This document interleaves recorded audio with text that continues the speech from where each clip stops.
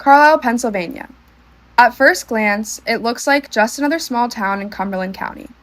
But beneath its quiet surface lies a painful chapter of American history. Carlisle was the site of the first government-run boarding school for Native American children, the Carlisle Indian Industrial School.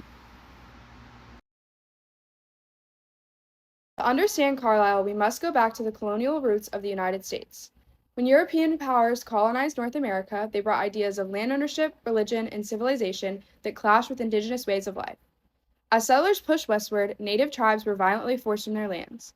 Treaties were broken, wars were fought, and policies like the Indian Removal Act of 1830 uprooted entire nations.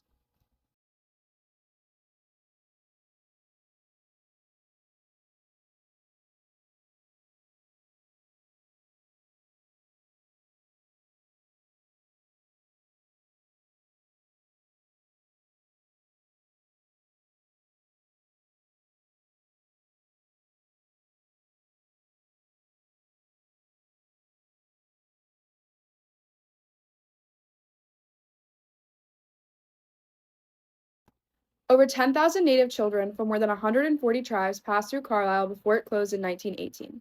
Many never returned home. Disease, neglect, and abuse claimed countless lives, and their graves remain on the grounds of what is now the U.S. Army War College. This is a haunting reminder of the cost of forced assimilation. Today, Carlisle is a place of remembrance and healing. In 2025, the Arapaho, Cheyenne, and Seminole nations were reunited with the remains of 17 children, including Mativo Horse and Leah Road Traveler. These ceremonies are acts of justice, restoring dignity to those who were silenced. However, the struggle continues. Native communities still face barriers in healthcare, education, and representation. Language revitalization and cultural preservation remain urgent priorities. Carlisle's story is not just about the past, it's about the ongoing fight for sovereignty and justice. Carlisle's legacy resonates around the U.S. and even expands globally. After the start of the first boarding school, many similar places were set up around the United States and in other countries such as Canada, Australia, and New Zealand.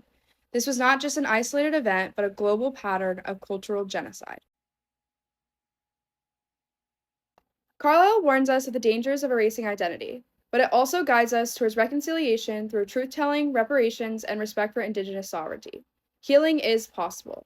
Carlisle's painful legacy reminds us that justice begins with remembrance and reconciliation, which begins with listening.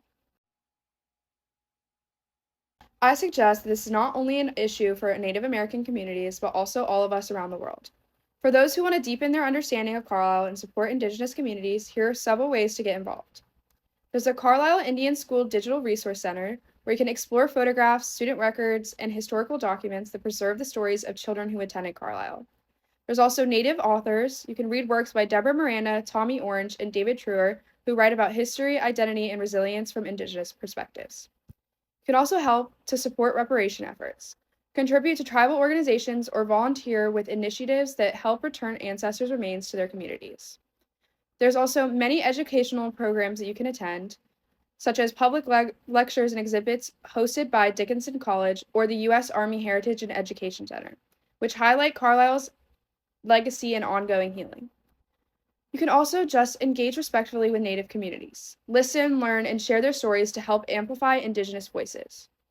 You can also do global research, study similar histories of Indigenous boarding schools in Canada, New Zealand, and Australia to understand the worldwide impact of cultural genocide. I will put some of the resources on the screen as well as link them below. Overall, the best thing that we can do is to listen and learn about this situation so it doesn't happen again, as well as help support these Indigenous communities who are just trying to get their ancestors' remains back. I will also put a link to my essay that I did on this topic if you want more in depth about the resources and the history of Native American rights in Carlisle. Thank you so much.